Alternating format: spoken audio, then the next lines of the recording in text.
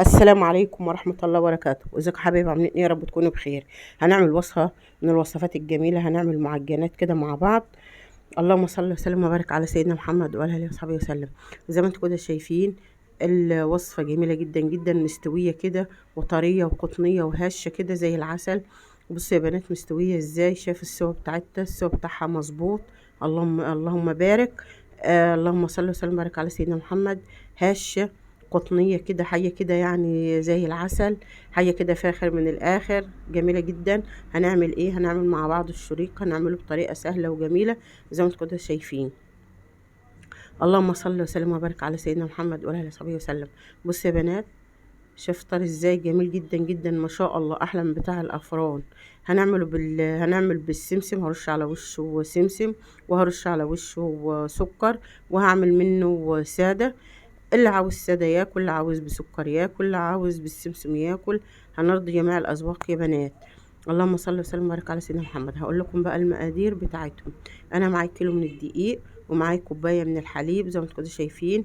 انا غليت الحليب كده وفطرنا الصبح، والكوبايه اللي زادت مننا دي قلت اعمل لهم بهم حبه معجنات. وزي ما انتم كده شايفين القشطه على وشها، اللهم بارك. السمنه لونها مخضر كده وحلوه وجميله. اللهم صل وسلم وبارك على سيدنا محمد. اول حاجه هنجيب بيضتين كده، حبيتين من البيض كده هم صغيرين. هاخد بياض بيضه، هحط بيضه يعني الصفاره دي هاخدها وهقول لكم هعمل بها ايه. اللهم بارك. كده هنحطها في بوله كده لوحديها، وهنغطيها عشان ما تنشفش مننا، وهنكسر البيضه التانية زي ما انتوا كده شايفين. يبقى احنا كده عملنا ايه؟ حطينا بيضة وحطينا بياض بيضة. هحط عليها حبة لبن كده وهنغطيها ونركنها على جنب للاخر خالص، وهقول لكم هنعمل بها ايه في الاخر. اللهم بارك. بعد كده هنحط كوبايه الحليب زي ما انتوا كده شايفين. اللهم صل وسلم وبارك على سيدنا محمد. لو ما عندكيش حليب ممكن تعجني بميه، لو عندك لبن بودره ممكن تحط لبن بودره. اللهم صل وسلم وبارك على سيدنا محمد وعلى اله وصحبه وسلم. بس الواحد بيحط اللبن عشان يعلي القيمة الغذائية بتاعت المعجنات عشان الأولاد. وهحط 4 معالق من السكر حلوين. اللهم صل وسلم وبارك على سيدنا محمد وعلى أهله وصحبه وسلم. بس لو وصلنا لحد هنا كده في الفيديو، ما تنسوناش برايك واشتراك، ويا ريت تشيروا الفيديو لحبايبكم. وهنحط باكوين من الفانيليا او ظرفين من الفانيليا. وهنحط اللهم بارك معلقتين من الخميره صغيرين مش كبار يعني زي ما تقولي كده معلقه هرميه. وهحط ربع كوبايه من السمنه. اللهم بارك. شايفين يا بنات؟ كل ده هقلبه مع بعضيه. وطبعا ما هننساش الملح، هنحط دلوقتي الملح مع بعضينا. اللهم صل وسلم وبارك على سيدنا محمد وعلى اله وصحبه وسلم. واللبن يا بنات يكون دافي زي دمعة العين كده، عشان هو الجو حر بس لازم اللبن يكون دافي عشان الخميرة. وبعد كده هنحط زي ما انتوا شايفين كده، هنحط ربع معلقة من الملح. اللهم صل وسلم وبارك على سيدنا محمد. كل المكونات دي يا بنات هنقلبها كده مع بعضينا كده. وبعد كده هنعمل ايه تاني؟ هننزل بالدقيق بعد ما اقلب المكونات دي كلها. وحطيت ربع كوباية من المية، ولو عوزت مية تانية يا بنات هحط مية، لان تحط المية بالتدريج. لو عندك حليب زيادة حطي، يعني لو هتعجني بحليب كامل حطي. بس الحليب دلوقتي غالي، فالواحد بيحط كوباية من الحليب على مية كده يعني. اللهم بارك. المعجنة بتطلع جميلة. واحط ربع معلقة من البيكنج باودر صغيرة خالص. اللهم صل وسلم وبارك على سيدنا محمد وعلى اله وصحبه وسلم. زي ما انتوا كده شايفين، هنلم كده العجينه كده. اللهم صل وسلم وبارك على سيدنا محمد. احنا اليومين دول يا بنات في امتحانات، فبنعمل لاولادنا عشان الامتحانات. شايفين يا بنات العجينه بتاعتنا اهي. زي ما انتوا شايفين انا سايبه كده حبه في الكوبايه عشان الم بيها العجينه يا بنات. زي ما انتوا كده شايفين، سبت كده حبه صغيره كده قد معلقه من السمنه الم بيها العجينه يا بنات. اللهم صل وسلم وبارك على سيدنا محمد. جمعة مباركة عليكم يا رب. كل عام وانتم بخير. اللهم صل وسلم وبارك على سيدنا محمد وعلى اهله وصحبه وسلم. هنعجن كده في العجينه كده عجنه حلوه كده لحد ما نلمها كده والعجينه تخلص من ايدنا. هنعجن فيها كده لحد ايدنا كده، ما زي ما انتوا كده شايفين نطفت من العجينه خالص كده. اللهم بارك. العجينة لينة، لا طرية قوي ولا ناشفة قوي. لازم العجينة تبقى مظبوطة معاكي عشان المعجنات بتاعتك تطلع طرية، يعني ما تخليهاش ناشفة قوي. ما تخليهاش ناشفة قوي العجينة خليها طرية بس مش طرية لدرجة انها تلزق في ايدك، لا تبقى طرية بس ما بتلزقش. هنحط عليها كده الاسترتش ونسيبها كده على جنب تخمر. اللهم صل وسلم وبارك على سيدنا محمد وعلى اله وصحبه وسلم. وبعد كده هنشكلها تشكيلة سهلة جدا جدا، يعني هتعجبكم ان شاء الله بإذن الله. والطعم حكاية والله العظيم، طعمهم حكاية ما شاء الله.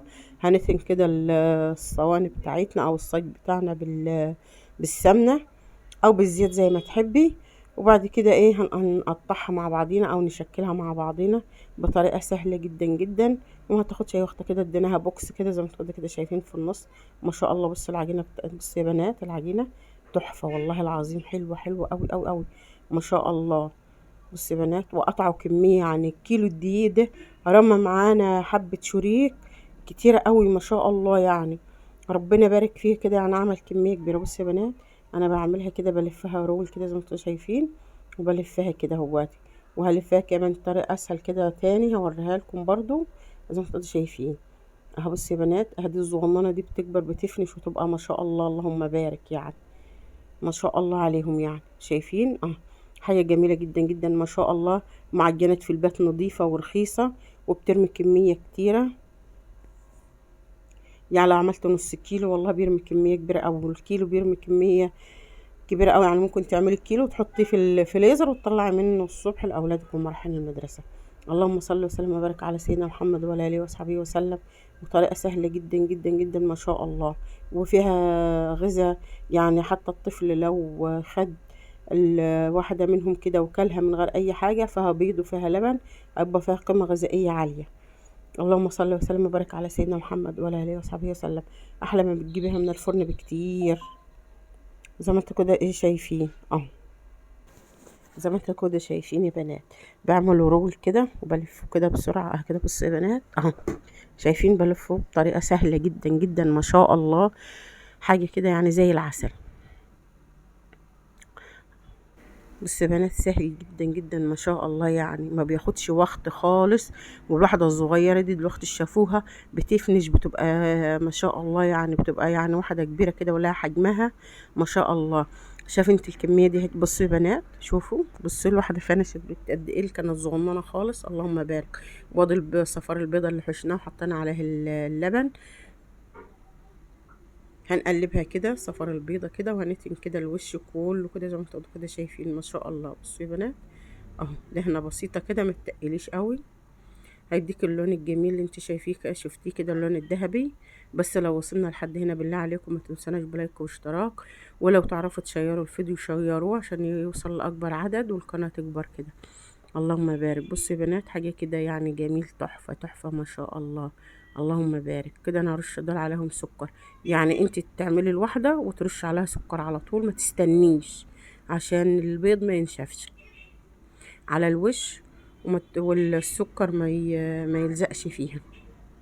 تتني بالواحدة كده حلا حلا كده، وتيجي ايه دهنة او تيجي رش على وشها السكر. انا بعمل بالراحة خالص كده يا بنات، بحسس عليها خالص خالص كده عشان الخمر بتاعها ما يهبطش. طبعا انا في الوقت ده مسخنه الفرن، مشغله الفرن عشان احط عليهم. انا بخبز على ايه فرن ايه؟ بخبز على فرن البوتاجاز يا بنات. بخبز على فرن البوتاجاز يا بنات، كل خبيزه على فرن البوتاجاز. اللهم صل وسلم وبارك على سيدنا محمد وعلى اله وصحبه وسلم. زي ما انتوا كده شايفين اهو، شايفين يا بنات؟ يعني بتنها وبرش السكر، بتنها ورش السكر، او بتنها واحط رش السمسم. اللهم صل وسلم وبارك على سيدنا محمد وعلى اله وصحبه وسلم. ما شاء الله حاجه كده تحفه. وادي التانيين كده بنرش عليهم السمسم كده دهناهم وبنرش عليهم السمسم. بص يا بنات لما اختمروا الواحده فنشت بقت قد ايه كده زي ما انتوا كده شايفين. ده بالسمسم وبالسكر وساده زي ما بوريكم كده ما شاء الله. شايفين تحفه تحفه والله العظيم، حاجه زي العسل. اللهم بارك. حلوين والطعم حكاية حكاية والله العظيم، عجبهم يعني ما شاء الله ما شاء الله. بالحليب كده طعمهم حكاية كده. بص يا بنات اهو، بس خبزناهم طلعوا بالجمال ده زي ما انتوا كده شايفينهم. ادي السادة اهو. بص يا بنات حاجة كده زي العسل، طراي قطنيين كده شاف التسوية بتاعتهم مظبوطة على فرن البوتاجاز يا بنات. بصوا ده اللي بالسمسم زي ما انتوا كده شايفين اهو، هما مش لازقين مش ملزقين ولا اي حاجه، زي ما انتوا كده شايفين اهو. شايفين التسويه بتاعتهم كلهم تسويتهم مظبوطه، حاجه زي العسل كده. تخلي الفرن سخنه وتطلعهم على طول. وادي اللي بالسكر زي ما انتوا كده شايفين ما شاء الله. بصوا يا بنات تسويتهم مظبوطه مظبوطه يعني ما شاء الله، وقطنيين وزي العسل كده، يستاهلوا بقكم والف هنا وشفا. بصوا يا بنات جمال جدا جدا ما شاء الله، اللهم بارك. بصوا شايفين جميل جدا ما شاء الله، والطعم حكاية أحلى من اللي بتجيبيه من الفرن بكتير ما شاء الله. وربنا يرزق الجميع يا رب ما شاء الله. بصي كيلو عمل كمية اللهم بارك.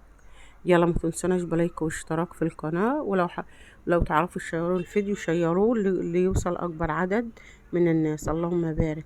شيروه لأحبابكم وأصحابكم كده. بصوا يا بنات جميل جميل ما شاء الله، والله تحفة والطعم حكاية.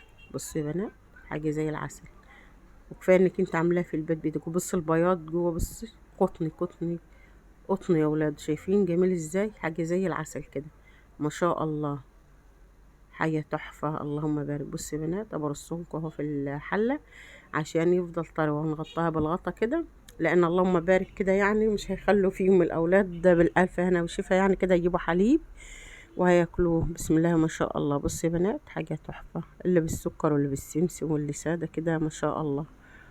شايفين حاجة ما شاء الله تحفة. والسلام عليكم ورحمة الله وبركاته، واسيبكم في رعاية الله. وما تنسوناش بلايك واشتراك، وما تنسوا تشيروا الفيديو لحبايبكم واصحابكم. والسلام عليكم. واتفرجوا على باقي الفيديوهات، شايفين الجمال تحفة تحفة ما شاء الله، اللهم بارك.